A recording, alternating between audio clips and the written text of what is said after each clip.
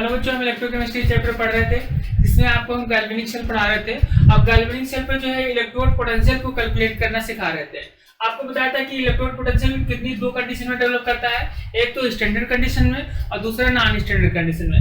Standard condition में क्या होता था कि स्टैंडर्ड कंडीशन में जो टेम्परेचर है, टेम्परेचर कितना होना चाहिए 298 केल्विन, और जो इसका प्रेशर है, प्रेशर कितना होना चाहिए 1 एटमॉस्फेरिक प्रेशर, और जो यहाँ पे कंसंट्रेशन सॉल्यूशन का वो कितना होना चाहिए 1 मोलर। तो स्टैंडर्ड कंडीशन क्या है, टेम्परेचर 298 केल्विन होना चाहिए, प्रेशर 1 एटमॉस्फेरिक प्रेशर होना चाहिए, और जो सॉल्यूशन का कंसंट्रेशन है 1 मोलर होना चाहिए। तब इस पे जो पोटेंशियल डेवलप करता था, तो स्टैंडर्ड कंडीशन में जो पोटेंशियल निकालते थे, ई आप सेल निकालते थे, तो क्या करते थे ई आप कैथोड, और क्या करते थे स्टैंडर्ड ई1 जो है एनोड। जो कैथोड का एसआरपी होता था, जो स्टैंडर्ड रिडक्शन पोटेंशियल होता था, और एनोड का जो रिडक्शन पोटेंशियल होता था, उसको निकल के आता था, उसमें से उसको क्या कर देते थे लेस कर देते थे, तो वो क्या निकल के आता था, पूरा सेल का जो है स्टैंडर्ड इलेक्ट्रोड पोटेंशियल जो है निकल के आ जाता था। कि स्टैंडर्ड इलेक्ट्रोड पोटेंशियल निकालने के लिए क्या कंडीशन होना चाहिए, टेम्परेचर 298 केल्विन होना चाहिए, प्रेशर जो है उसका 1 एटमॉस्फेरिक प्रेशर होना चाहिए, कंसंट्रेशन 1 मोलर होना चाहिए। तब सेल पे जो रिडक्शन पोटेंशियल डेवलप करता था, तो उसको क्या करते थे, कैथोड का जो स्टैंडर्ड रिडक्शन पोटेंशियल होता था और एनोड का जो स्टैंडर्ड रिडक्शन पोटेंशियल होता था, उसमें से लेस कर देते थे, तो वो क्या जो सेल का जो पोटेंशियल निकल के आता था वो सेल का निकल आता था। लेकिन हमें क्या पढ़ना है नॉन स्टैंडर्ड कंडीशन में। अगर नॉन स्टैंडर्ड है, नॉन स्टैंडर्ड में क्या होता है, जो इसका टेम्परेचर है 298 केल्विन ना हो, प्रेशर जो है 1 एटमॉस्फेरिक प्रेशर ना हो, और कंसंट्रेशन सॉल्यूशन का 1 मोलर कंसंट्रेशन ना हो, इस कंडीशन पे जो पोटेंशियल डेवलप करेगा उसे क्या कहेंगे नॉन स्टैंडर्ड इलेक्ट्रोड पोटेंशियल। और नॉन स्टैंडर्ड इलेक्ट्रोड पोटेंशियल को कैसे कैलकुलेट करते हैं, नेक्स्ट इक्वेशन के कैसे कैलकुलेट करेंगे, नेक्स्ट इक्वेशन। तो नॉन स्टैंडर्ड में क्या होता है, टेम्परेचर 298 केल्विन ना हो, प्रेशर जो है 1 एटमॉस्फेरिक ना हो, और कंसंट्रेशन सॉल्यूशन का 1 मोलर ना हो, इस पे जो पोटेंशियल डेवलप करेगा उस पोटेंशियल को क्या कहेंगे हम, नेक्स्ट इक्वेशन बोलेंगे। अब हेडिंग डाल लो, कैलकुलेशन ऑफ, हेडिंग डालो कैलकुलेशन ऑफ,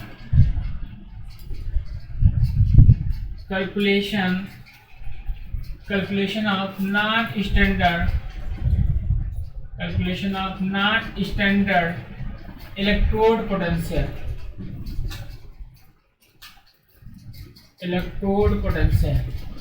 तो calculation of non standard electrode potential, कि नॉन स्टैंडर्ड इलेक्ट्रोड पोटेंशियल को कैसे कैलकुलेट करेंगे।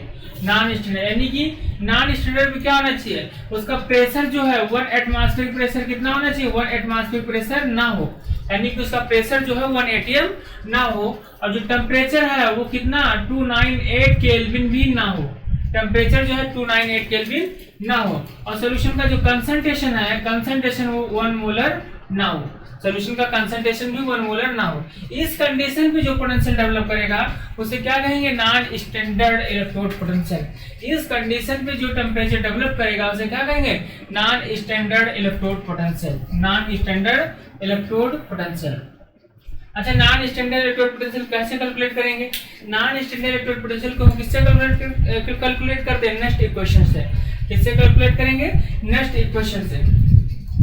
अच्छा, पोटेंशियल किस पे, सेल का पोटेंशियल जो गैल्वेनिक सेल है, हमने डेनियल सेल पढ़ा था, इस सेल पे जो पोटेंशियल डेवलप करेगा उसे क्या उसी पोटेंशियल को तो कैलकुलेट करेंगे। अब वो सेल किस पे बेस होती थी, स्पॉन्टेनियस रेडॉक्सिएशन। जो पूरी सेल थी, जो गैल्वेनिक सेल थी, वो किस पे बेस थी, spontaneous redox reaction, spontaneous redox reaction. जो सेल होती है गैल्वेनिक सेल किस पे बेस होती है, स्पॉन्टेनियस रेडॉक्स रिएक्शन। जो गैल्वेनिक सेल है वो स्पॉन्टेनियस रेडॉक्स रिएक्शन पे बेस होती है, यानी कि स्पॉन्टेनियस का मतलब वो क्या करती है, सेल जो है स्वयं क्या करती है, वर्क करती है। स्पॉन्टेनियस का मतलब होता है सेल जो है स्पॉन्टेनियसली क्या करती है, जो वर्क करती है। तो स्पॉन्टेनियस का मतलब क्या है, work done by the cell. Spontaneous का मतलब क्या है, work done by the cell. जो गैल्वेनिक सेल होती है, डेनियल सेल होती है, वो क्या सेल होती है, स्पॉन्टेनियस रेडॉक्सिएशन पे बेस होती है। स्पॉन्टेनियस का मतलब होता है सेल जो है वो वर्क करती है, यानी कि सेल क्या करेगी, वो सेल जो है स्वयं वर्क करेगी, यानी कि work done by the cell. तो जो work done by the cell होगा, क्योंकि सेल जो वर्क कर रही है वो W क्या होगा, W जो होगा वो क्या होगा, Q into B. Work done by the cell क्या होगा, W into Q into B.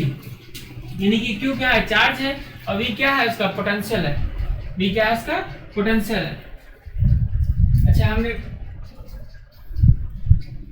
जब गैल्वेनिक सेल या डैनियल सेल में पढ़ते हैं कि जो एनोड होता है, एनोड क्या होता है, एनोड में जो होता है जिंक होता है, वो जिंक क्या करता है, जिंक प्लस 2 यानी कि 2 इलेक्ट्रॉन को क्या करता है, लूज कर देता है।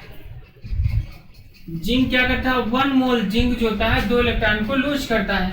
और यही कैथोड में जो होता है, कैथोड में यही इलेक्ट्रॉन आता है और ये क्या करता है, इसको एक्सेप्ट कर लेता है और किसमें कन्वर्ट हो जाता है, Cu में।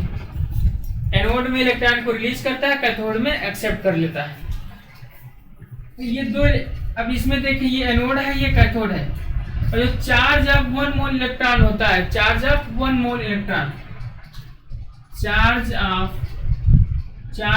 1 मोल इलेक्ट्रॉन, जो चार्ज ऑफ 1 मोल इलेक्ट्रॉन होता है कितना होता है, 96,500 कूलम, या कितना होता है 1 फैराडे। एक इलेक्ट्रॉन पे जो 1 मोल ऑफ इलेक्ट्रॉन, एक मोल इलेक्ट्रॉन पे चार्ज कितना होता है, 1F, या कूलम कितना 96,500 कूलम होता है, 96,500 कूलम चार्ज होता है, या 1 फैराडे चार्ज होता है। अगर एक इलेक्ट्रॉन पे चार्ज 1F है तो 2 इलेक्ट्रॉन पे चार्ज कितना हो जाएगा, 2F, और 3 इलेक्ट्रॉन पे चार्ज कितना हो जाएगा, 3F। और charge of n mole electron, अगर charge of n mole of electron, n mole of electron, अगर n मोल ऑफ इलेक्ट्रॉन है तब चार्ज कितना हो जाएगा, nF, तब चार्ज कितना हो जाएगा उससे, nF। सॉल्यूशन पे जो चार्ज है तब कितना हो जाएगा, nF। पहले समझ लो कि जो गैल्वेनिक सेल होती है, डैनियल सेल होती है, वो क्या होती है, स्पॉन्टेनियस रेडॉक्स रिएक्शन होती है। जब स्पॉन्टेनियस रेडॉक्स रिएक्शन होती है कि सेल के द्वारा स्वयं का होता है, स्पॉन्टेनियसली वर्क होता है। जो वर्क डन क्या होता है, W जो होता है Q इंटू बी।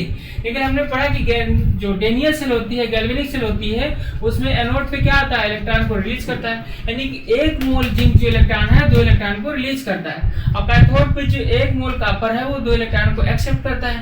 लेकिन हमने पढ़ा कि charge of 1 mole electron, 1 mole electron का जो चार्ज होता है, 1 मोल इलेक्ट्रॉन का चार्ज कितना होता है, 96,500, यानी कि 96,500 कूलम, 96,500 कूलम, या 1F, या 1 फैराडे, या 1 Faraday.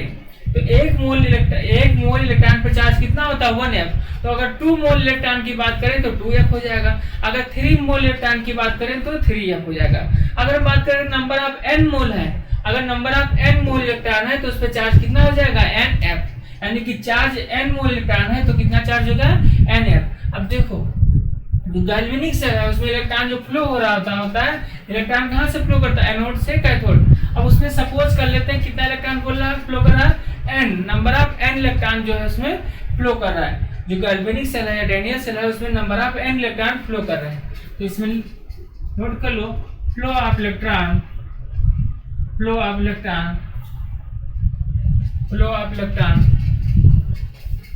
n mole flow of electron. तो इलेक्ट्रॉन कितना फ्लो कर रहा है, n मोल ऑफ इलेक्ट्रॉन। तो उस पर जो चार्ज हो जाएगा वो कितना हो जाएगा, nF। अभी बताया कि अगर n मोल इलेक्ट्रॉन फ्लो कर रहे हैं तो उस पर चार्ज कितना हो जाएगा, nF। तो जो उसका पोटेंशियल है वो पोटेंशियल क्या हो जाएगा, जो उसका पोटेंशियल है वो क्या हो जाएगा, EMF ऑफ सेल। जो पोटेंशियल है वो E ऑफ सेल हो जाएगा, यानी कि जो पोटेंशियल है वो EMF में कन्वर्ट हो जाएगा, यानी कि जो वर्क डन हो जाएगा वो क्या हो जाएगा, NE, वर्क डन हो जाएगा NF E ऑफ सेल। ये इसका जो है वर्क डन हो जाएगा, ये क्या हो जाएगा, वर्क डन हो जाएगा। लेकिन सेल जो है स्पॉन्टेनियस है, अब सेल स्पॉन्टेनियसली वर्क कर रही है, इससे गिब्स फ्री एनर्जी होगी वो क्या करेगी, घट जाएगी। जब सेल स्पॉन्टेनियस वर्क करेगी तो उसकी जो गिब्स फ्री एनर्जी होगी वो क्या करेगी, वो घटने लगेगी, यानी कि जो गिब्स फ्री एनर्जी होगी, जो डेल्टा G होगी वो क्या हो जाएगी, नेगेटिव आ जाएगी। जब सेल उसका स्पॉन्टेनियस वर्क करेगी तो जो गिब्स फ्री एनर्जी होगी उसकी स्वयं की एनर्जी वो क्या करेगी, डिक्रीज करेगी, यानी कि जो डेल्टा G होगा वो क्या हो जाएगा, नेगेटिव होगा। जो डेल्टा G होगा वो क्या होगा, नेगेटिव होगा। अब देखो जो W है वो क्या होगा नेगेटिव डेल्टा जी, क्योंकि वर्क डन जो है, जो गिब्स फ्री एनर्जी है उसकी क्या करेगी, डिक्रीज करने लगेगी, क्योंकि उस सेल की एनर्जी क्या करेगी, डिक्रीज करेगी। तो डेल्टा जी क्या आ जाएगा, नेगेटिव आ जाएगा। तो वर्क डन जो हमने निकाला था वो क्या था, एन एफ ई सेल, यानी कि जो डेल्टा जी हो जाएगा और डेल्टा जी क्या हो जाएगा, minus N F E cell. जो गिब्स फ्री एनर्जी आएगी वो क्या आएगी, minus N F E cell. ये किस कंडीशन में, नॉन स्टैंडर्ड कंडीशन में गिब्स एनर्जी है। ये किस पे है, नॉन स्टैंडर्ड कंडीशन में जो है गिब्स फ्री एनर्जी। तो नॉन स्टैंडर्ड कंडीशन में जो गिब्स फ्री एनर्जी आएगी delta G minus N F E cell. अगर स्टैंडर्ड कंडीशन, ये किस पे है, non standard condition, non standard condition, ये किस पे है, नॉन स्टैंडर्ड कंडीशन पे जो एनर्जी है delta G minus N F E cell. अगर स्टैंडर्ड कंडीशन की बात करते हैं, स्टैंडर्ड कंडीशन पे, यानी क्या आ जाएगा, डेल्टा जी जो गिब्स फ्री एनर्जी होगी, अगर स्टैंडर्ड कंडीशन पे गिब्स फ्री एनर्जी की बात करते हैं तो क्या हो जाएगा, माइनस एन एफ ई जो सेल है वो किसमें रिप्रेजेंट करेंगे, नॉट में। जो स्टैंडर्ड कंडीशन में क्या हो जाएगा, delta G naught minus N F E naught cell, और जो नॉन स्टैंडर्ड कंडीशन में होगा delta G minus N F E cell. फिर से समझ लेते हैं कि जो हमारी गैल्वेनिक सेल होती है वो क्या होती है, स्पॉन्टेनियस रेडॉक्स रिएक्शन पे बेस होती है। जो गैल्वेनिक सेल होती है वो स्पॉन्टेनियस रेडॉक्स रिएक्शन पे बेस होती है। जब स्पॉन्टेनियस रेडॉक्स रिएक्शन पे बेस होती है, यानी कि वर्क सेल क्या करेगी, वर्क करेगी। जब सेल वर्क करेगी तो work done by the cell कितना होगा, W into Q into B, जो W इक्वल क्या आ जाएगा, Q इंटू B। हमें मालूम है कि जो रिएक्शन चलती है एनोड पे होती है और जिंक से क्या करती है, जिंक का एक मोल जो है 2 इलेक्ट्रॉन को रिलीज करता है। वही कैथोड पे जो होता है कॉपर का एक मोल जो है 2 इलेक्ट्रॉन को एक्सेप्ट करता है। हमें मालूम है कि चार्ज ऑफ 1 मोल इलेक्ट्रॉन, यानी कि एक मोल इलेक्ट्रॉन पे जो चार्ज होता है वो कितना होता है, 96500 कूलम, यानी कि 1F। एक मोल इलेक्ट्रॉन पे चार्ज 1F होता है, यानी कि 2 मोल इलेक्ट्रॉन पे चार्ज कितना हो जाएगा, 2F। 3 मोल इलेक्ट्रॉन पे चार्ज कितना हो जाएगा, 3F। अगर उसमें number of n mole electron है तो कितना हो जाएगा, NF चार्ज, क्योंकि एक मोल पे जो 1F होता है तो number of n mole electron है तो चार्ज कितना हो जाएगा, NF। तो यहीं पे लिखे कि अगर उस सेल में अगर कितने इलेक्ट्रॉन फ्लो कर रहे हैं, उस सेल में n मोल इलेक्ट्रॉन फ्लो कर रहे हैं तो चार्ज कितना हो जाएगा, NF। जो पोटेंशियल है वो किस में कन्वर्ट हो जाएगा, EMF में, सेल EMF जो इलेक्ट्रोमोटिव फोर्स जिसे बोलते हैं, ई सेल में हो जाएगा। तो जो वर्क डन होगा वो क्या होगा, NF ई सेल। यानी कि जब वर्क डन हो रहा होता है सेल क्या करेगी, गिब्स फ्री एनर्जी उसकी घटेगी, क्योंकि सेल स्वयं वर्क कर रही है तो उसकी गिब्स फ्री एनर्जी क्या करेगी, डिक्रीज कर जाएगी, यानी गिब्स फ्री एनर्जी किसमें आ जाएगी, नेगेटिव में आ जाएगी।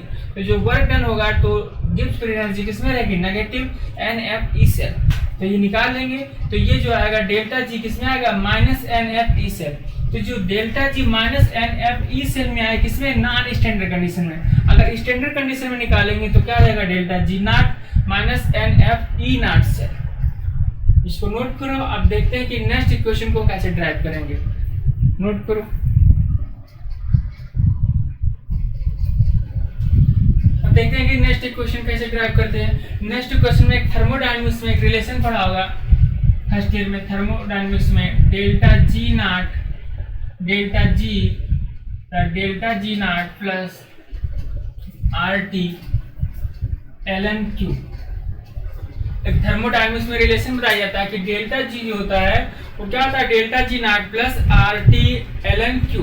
अभी हमने पढ़ा ये थर्मोडायनामिक्स का रिलेशन है, क्या होता है, delta ji equal delta G not plus RT ln Q। अच्छा, डेल्टा जी जो होता है अभी हमने पढ़ा क्या होता है, NF ई सेल, और जो यहाँ डेल्टा जी नॉट पढ़ा है ये क्या पढ़ा, minus NF E naught cell, E naught cell जिससे लिखा है, और यहाँ पढ़ा RT ln Q। अब इस सेल को क्या करते हैं, माइनस F से दोनों सब क्या करते हैं, डिवाइड कर देते हैं। इसको माइनस F से हम क्या करते हैं, पूरे को जो इक्वेशन को डिवाइड कर देते हैं माइनस F से। इसको भी माइनस F से डिवाइड कर देंगे, माइनस NF। इसको भी माइनस NF से डिवाइड कर देंगे, और इसको भी माइनस NF से डिवाइड कर देंगे। जब इसको माइनस NF से डिवाइड करेंगे तो ये NF कैंसिल हो जाएगा, ये NF कैंसिल हो जाएगा, तो यहाँ बचेगा क्या, E cell, E naught cell, और ये plus minus R T L N Q upon N F. ये जो इक्वेशन ड्राइव हुई, इक्वेशन क्या कहलाएगी? Next equation. ये इक्वेशन क्या कहलाएगी? Next equation. ये जो होता है, ये क्या होता है? नॉन स्टैंडर्ड पे इलेक्ट्रोड पोटेंशियल। ये जो होता है स्टैंडर्ड कंडीशन पे इलेक्ट्रोड पोटेंशियल। आर जो होता है गैस कांस्टेंट, और टी क्या होता है? टेम्परेचर। एन क्या होता है? नंबर ऑफ मोल, जो उसके number of mole of electron होता है। एफ क्या होता है? फैराडे। और जो क्यू होता है इसका कोएफिशिएंट फैक्टर होता है। तो जो ई सेल होता है वो क्या आता है? Electrode potential. किसमें? स्टैंडर्ड नॉन स्टैंडर्ड कंडीशन पे। इसको देख लेते हैं। जो एल होता है, आर क्या होता है? फिर समझ लो, ई जो ई सेल है वो क्या होता है? Electrode potential. किसमें? नॉन स्टैंडर्ड कंडीशन में। और ई नॉट सेल होता है, ये जो होता है इलेक्ट्रोड पोटेंशियल किसमें होता है? स्टैंडर्ड कंडीशन में। आर जो होता है गैस कांस्टेंट, टी होता है टेम्परेचर, एन होता है number of mole electron, F जो होता है फैराडे। अब चलो लिख देते हैं। जो ई ऑफ सेल जो होता है, ई ऑफ सेल जो होता है इसका बता दे। ई सेल क्या होता है? ई सेल जो होता है ये नॉन स्टैंडर्ड इलेक्ट्रोड पोटेंशियल होता है। ई नॉट सेल जो होता है वो स्टैंडर्ड इलेक्ट्रोड पोटेंशियल होता है। आर जो होता है वो क्या होता है? आर जो होता है गैस कांस्टेंट होता है। आर क्या होता है? गैस कांस्टेंट होता है। टी क्या होता है? टेम्परेचर होता है। एफ जो होता है उसका फैराडे होता है। एन क्या होता है? नंबर ऑफ मोल इलेक्ट्रॉन होता है, नंबर ऑफ इलेक्ट्रॉन होता है। और जो आर होता है वो क्या होता है? गैस कांस्टेंट होता है। वो क्या होता है? गैस कांस्टेंट होता है। अब देखो एल एन क्यू क्या होता है? जो एल एन होता है नेचुरल लॉग एल एन जो होता है, जो एल एन होता है वो क्या होता है? लॉग बेस ई। जो एल एन को क्या लिख सकते हैं? लॉग बेस ई। या इसको और लिख सकते हैं, जो एल एन है इसको लिख सकते हैं 2.303 क्यू। जो एल एन को क्या लिख सकते हैं? 2.303 क्यू। तो इसको और चेंज कर लेते हैं। तो ई जो सेल हो जाएगा, यानी कि ई नॉट ऑफ सेल जो होगा आर टी ऐसे लिख सकते हैं कि एल एन जो है, एल एन को क्या लिख सकते हैं? 2.303 लॉग क्यू। तो इसको लिख सकते हैं 2.303 R T log Q upon N F. तो ये क्या आ जाएगा? ई जो सेल है E naught cell minus 2.303 R T log Q upon N F. अब इसको सॉल्व कर लेते हैं। अगर ये क्या है? Next equation. लेकिन अगर न्यूमेरिकल सॉल्व करेंगे तो इसको अगर सॉल्व कर लेते हैं, इसकी वैल्यू अगर पुट कर देते हैं, इसकी अगर वैल्यू पुट कर देते हैं, ई ऑफ सेल जो होगा या ई नॉट ऑफ सेल होगा माइनस 2.303, आर की वैल्यू पुट कर देते हैं 8.314, और टेम्परेचर जो है 298 केल्विन, और लॉग अगर क्यू है, और यहाँ डेनियल सेल की बात करते हैं, अगर यहाँ एन है नहीं मालूम है, इलेक्ट्रॉन पुट कर देते हैं। एफ कितना है? 96,500। इसको अगर सब सॉल्व करते हैं तो ये आएगा इक्वेशन। ई सेल जो होगा वो ई नॉट ऑफ सेल होगा माइनस 0.059 अपॉन एन, ये हो जाएगा लॉग क्यू। तो सबसे ज़्यादा ये फार्मूला यूज करेंगे। इसको क्या आ जाएगा? अगर वैल्यू पुट करेंगे तो जो ई सेल होगा वो क्या हो जाएगा? E naught cell minus 0.059 upon N log Q. तो नेक्स्ट इक्वेशन क्या होती है? E cell minus E naught cell minus R T L N Q upon N F. अगर इसकी जो एल एन की जो वैल्यू होती है वो क्या आती है? 2.303 आर टी। एल एन की वैल्यू क्या आती है? 2.303 लॉग क्यू। जो एल एन क्यू की वैल्यू होती है 2.303 लॉग क्यू होती है।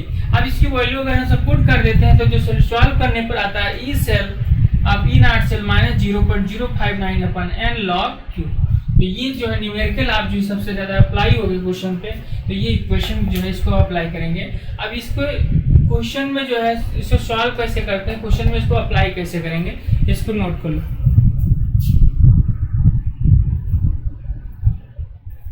अब नेक्स्ट क्वेश्चन को देखते हैं कि क्वेश्चन पे कैसे अप्लाई करेंगे रिएक्शन पे।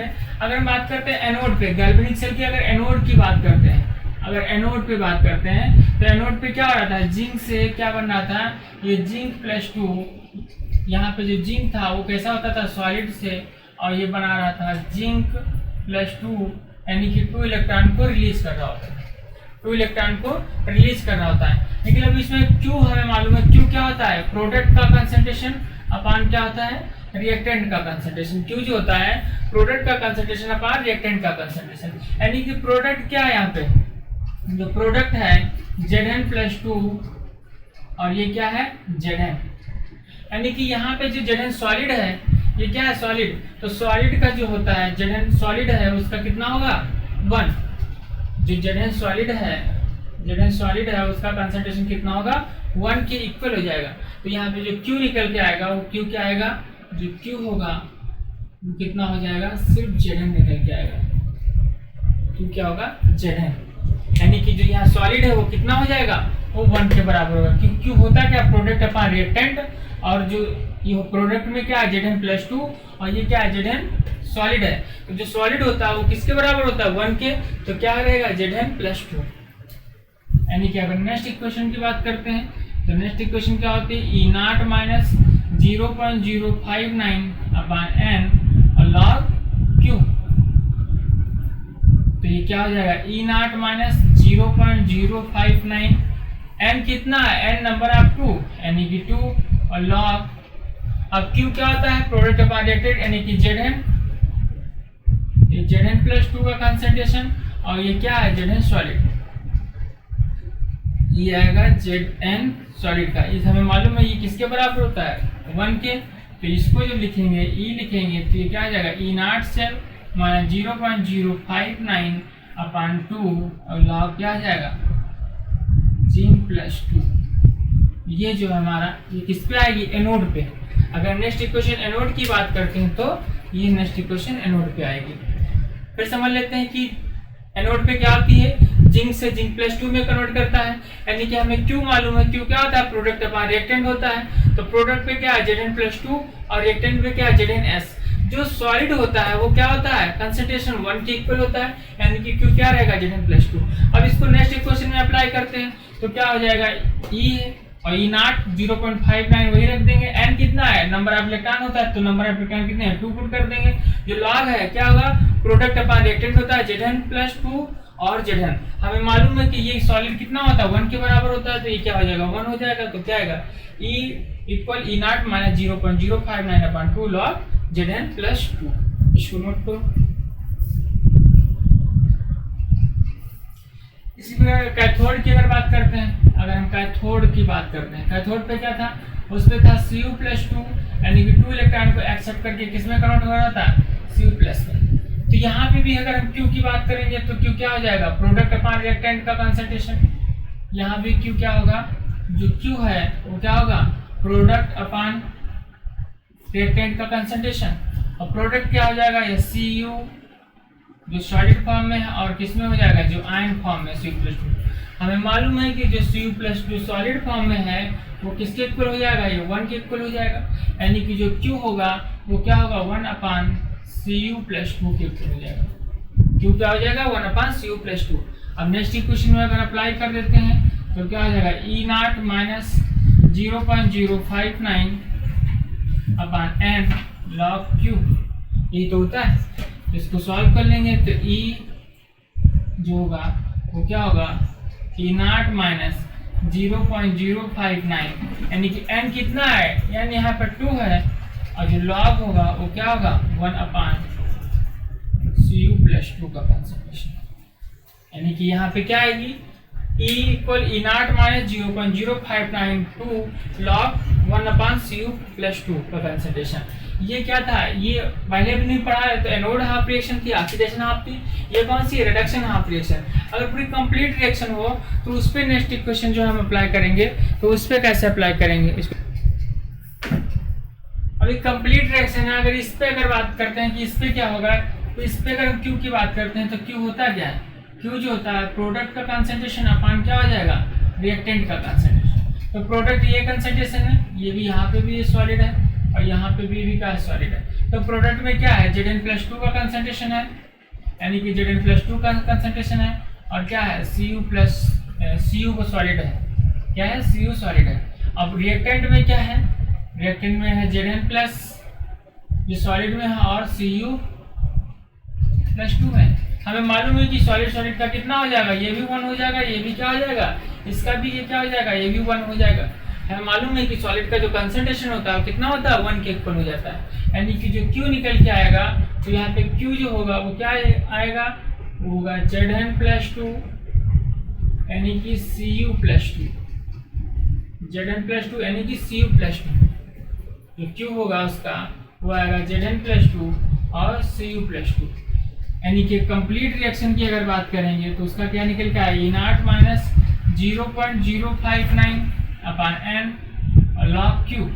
इसको सॉल्व करेंगे तो क्या आ जाएगा, E0 माइनस 0.059 यानी कि n कितना आया, नंबर ऑफ 2, जो नंबर ऑफ मोल के इलेक्ट्रॉन कितने हैं 2, और जो लॉग होगा वो कितना हो जाएगा, यानी कि जिंक प्लस 2 और ये हो जाएगा Cu प्लस 2।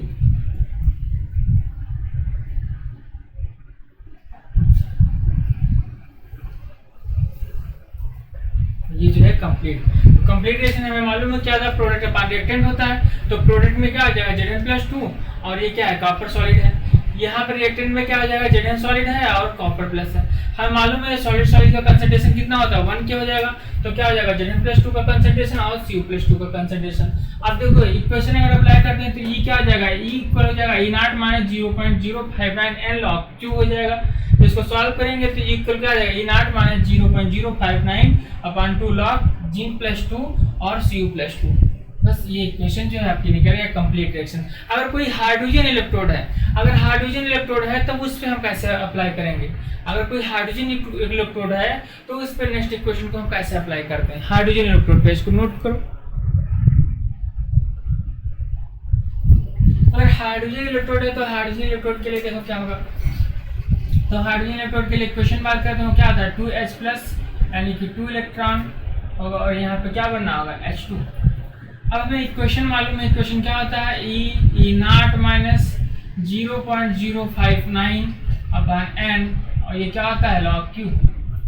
अच्छा हमें मालूम है हाइड्रोजन का जो SRP होता है, स्टैंडर्ड रिडक्शन पोटेंशियल, जो E0 होता है वो क्या होता है, E0 SRP किसके इक्वल होती थी, हमने बताया था इसके लेक्चर, पहले लेक्चर में हमने कहा था कि 0 होता है जो हाइड्रोजन का होता है। जब हाइड्रोजन निकाला था, जब SRP निकालना सिखाया था तो बताया था कि हाइड्रोजन का कितना होता है, 0 होता है। अब देखो ये इसको रखेंगे तो ये क्या आ जाएगा, E0 जो SRP इसका स्टैंडर्ड इलेक्ट्रोड पोटेंशियल जो हाइड्रोजन इलेक्ट्रोड का होता है कितना होता है, 0 होता है।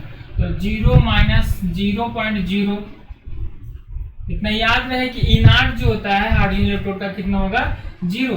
तो 0.059 यानी कि n यहाँ पे कितना है, 2 है, और जो लॉग होगा ये कितना होगा, पार्शियल प्रेशर ऑफ हाइड्रोजन, और कितना होगा H प्लस का स्क्वायर।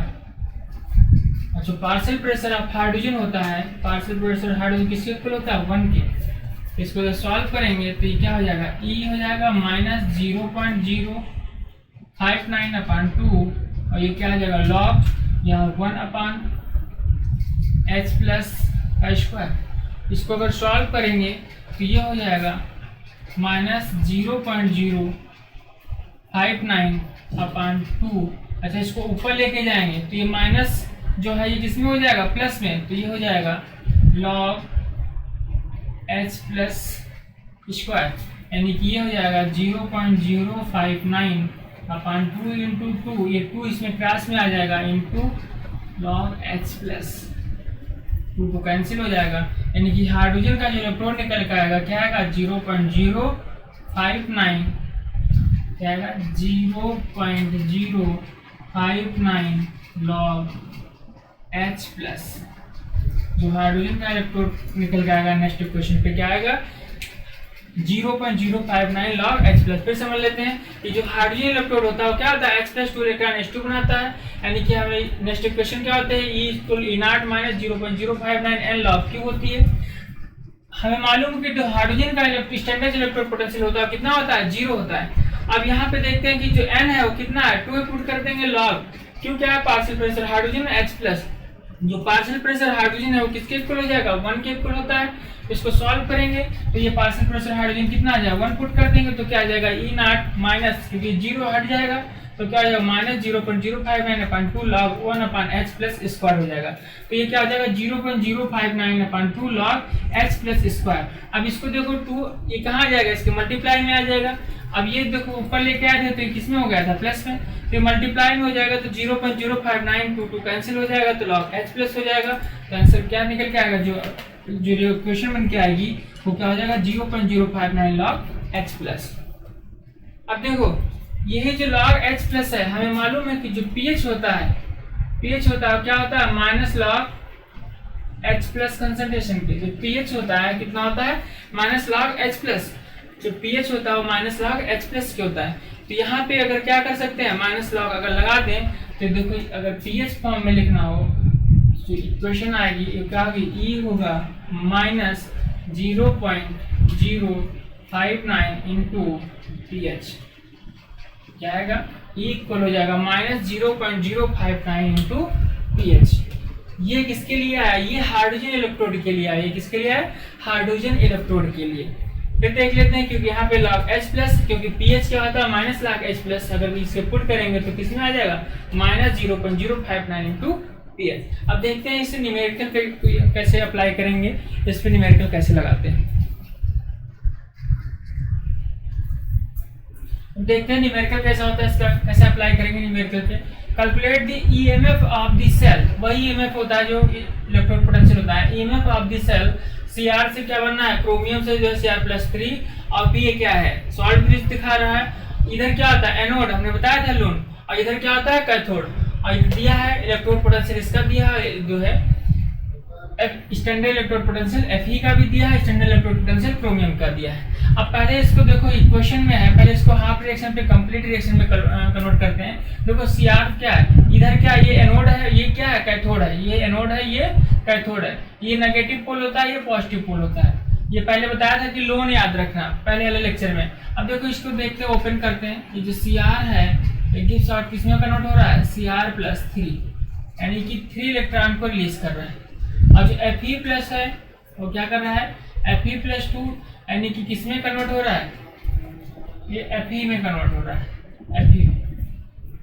अब ये 2 इलेक्ट्रॉन को जो कर रहा है ऐड कर रहा है। अब देखो ये इलेक्ट्रॉन आपस में कैंसिल, ये क्या है ये ऑक्सीडेशन हाफ सेल है, ये क्या है ऑक्सीडेशन हाफ सेल, और ये जो है रिडक्शन हाफ सेल है, ये जो रिडक्शन हाफ सेल है। अब देखो ये इलेक्ट्रॉन कैंसिल नहीं हो रहे हैं, तो इसको क्या करेंगे, इक्वेशन जो फर्स्ट है उसको क्या करेंगे 2 से, क्योंकि इलेक्ट्रॉन इक्वल होना चाहिए। इक्वेशन फर्स्ट को 2 से और जो सेकंड है उसको 3 से मल्टीप्लाई कर देंगे।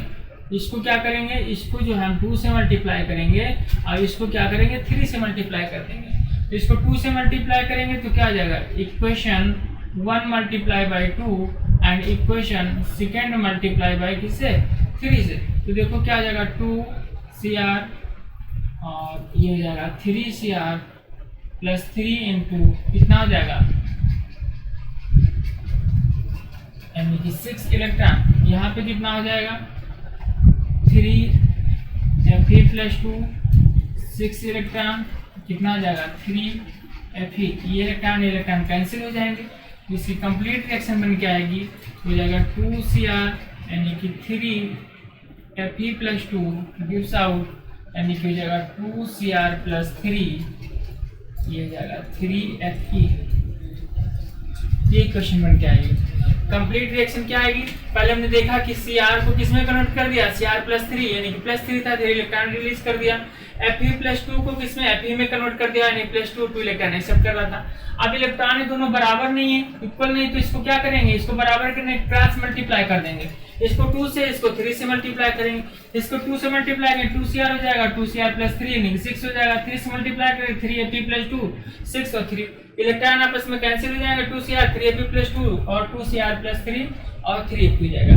अब इस पर नेक्स्ट इक्वेशन अगर अप्लाई करते हैं तो ये क्या हो जाएगा, देखो E, अच्छा आप देखो नेक्स्ट इक्वेशन होता क्या है, E = E0 minus 0.059/n log Q, ये तो होता है नेक्स्ट इक्वेशन। अब देखो E0 हमें यहाँ से कैलकुलेट करना है, माइनस 0.059, n कितना है यहाँ पे 6 इलेक्ट्रॉन है, लॉग यहाँ पे कितना हो जाएगा, लिखते हैं 2Cr है, प्रोडक्ट अपॉन रिएक्टेंट, यानी कि जो आयन है उसी का कंसंट्रेशन रखते हैं Cr+3, और यहाँ पे किसका रखेंगे Fe, यानी कि Fe+2। जो डिजिट यहाँ पे होगी वो क्या आ जाएगी, इसके पावर में आ जाएगी, जो डिजिट होगी वो उसके पावर में आ जाएगी, डिजिट क्या आ जाएगी, पावर में आ जाएगी। अब E0 को कैसे कैलकुलेट करेंगे, जो E0 है उसको E0 को कैसे कैलकुलेट करेंगे, देखते हैं E0 को। तो पहले हम E0 को कैलकुलेट करेंगे।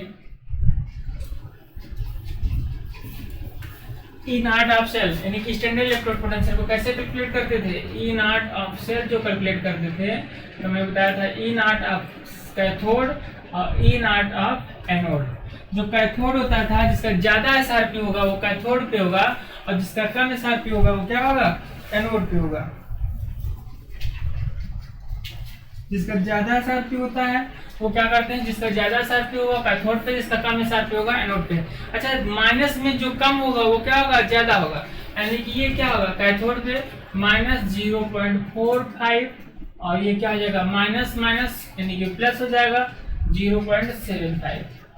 इसको सॉल्व करेंगे यानी कि आ जाएगा 550 और यानी कि 3 आ जाएगा, 0.30 वोल्ट आ जाएगा, यानी कि E0 कितना निकाला, 0.30 वोल्ट। अब इसको यहाँ अप्लाई कर देते हैं, E0 हमने, यानी कि E0 कितना निकाला, 0.30 वोल्ट।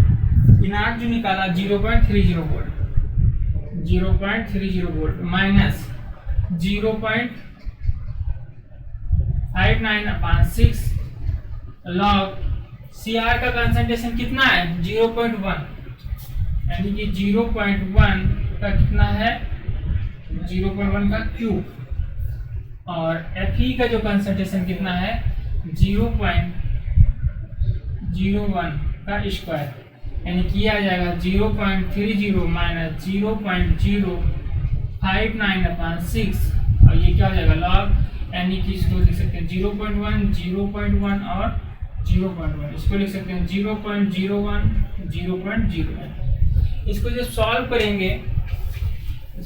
करेंगे तो आंसर आएगा 0.261 वोल्ट, यानी कि ई ऑफ सेल आएगा 0.261 वोल्ट, 0.261 वोल्ट। समझ लेते हैं कि calculate the EMF of cell, EMF cell calculate करना है, और जो है उसका क्या दिया है, जो सेल रिप्रेजेंट की गई है, स्टैंडर्ड जो है इलेक्ट्रोड पोटेंशियल गिवन है दोनों का। तो इसको क्या करेंगे, पहले हाफ सेल में करेंगे, फिर कंप्लीट सेल में रख लेंगे, फिर जो नेक्स्ट इक्वेशन अप्लाई करेंगे, क्या होता है E0 minus 0.059/N log Q होता है। E0 हमको कैलकुलेट करना है, तो E0 को कैसे कैलकुलेट करेंगे, कैथोड को एनोड से लेस करेंगे। कैथोड इसमें देखेंगे कौन सा होगा, जिसका एसआरपी ज्यादा होगा वो कैथोड रखेंगे, जिसका कम होगा वो एनोड की रख के 0.30 रख लेंगे। इसको सॉल्व कर लेंगे, 0.059 तो होता है 6, कहाँ से आया, 6 जो नंबर ऑफ इलेक्ट्रॉन होते हैं वो 6 हो जाएगा, लॉग 0.1 यानी कि Cr का कंसंट्रेशन कितना दिया, 0.1 दिया है, और जो इसका आयरन का कितना दिया 0.01। इसको सॉल्व करेंगे कितना आएगा 0.261 वोल्ट। इसको सॉल्व करो, नोट कर लो।